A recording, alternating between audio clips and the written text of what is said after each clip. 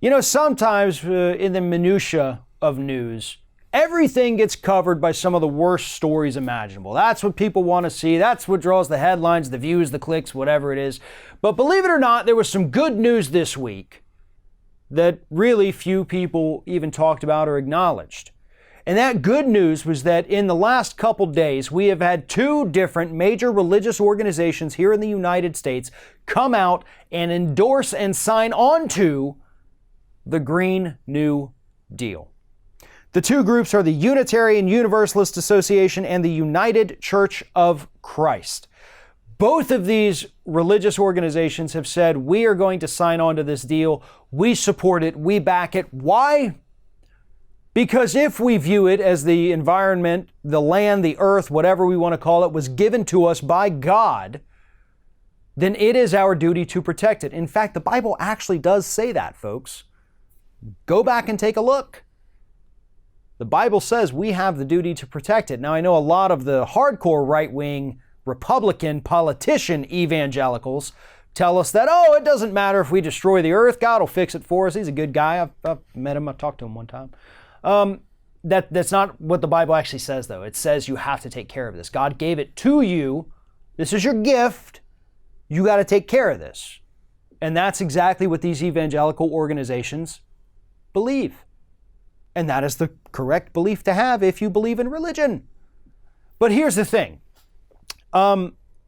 Every major movement of the last 60, 70 years has had some kind of religious base to it. Martin Luther King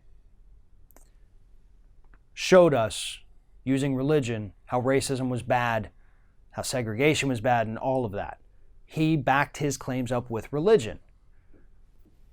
Even some of the worst movements, the Republicans attacking the LGBTQ community, the anti-abortion folks, they're using religion to make their case, and that's become a culture war that's been raging for more than 30, 40 years at this point. But it's all backed by religion. So why not the environmental movement too, right?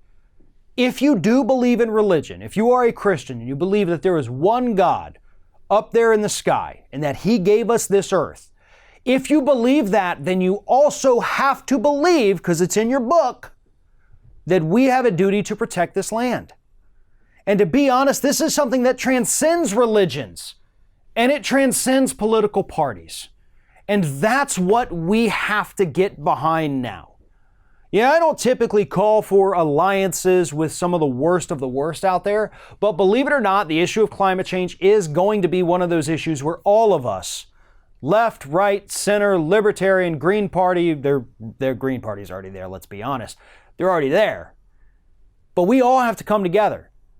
Christians, Muslims, everyone coming together to combat the issue of climate change. Short of everyone joining, there's not going to be much this planet can do. And I'm not saying every single individual person across the planet, but there have to be coalitions. There have to be alliances. We all have to band together to fight back against the misinformation coming from the fossil fuel industry and the fossil fuel funded politicians. If we do not have that, they're going to continue to win the day and destroy the planet. So I don't care if you don't like religion. I know we've got a lot of people that follow us that are not big fans of Christian organizations or evangelicals, whatever, but this is a win. If these groups can help us push this issue, can help us push for action, and get other groups to do the same, then who knows? We may just save the planet before the worst of the worst happens. Thanks for watching, everybody. And don't forget, if you like what you see here, like, comment, share, and subscribe to our channel. And now you can also become a member of Ring of Fire and get exclusive early access to certain Ring of Fire videos all throughout the week. Just click on the little join button right below the video.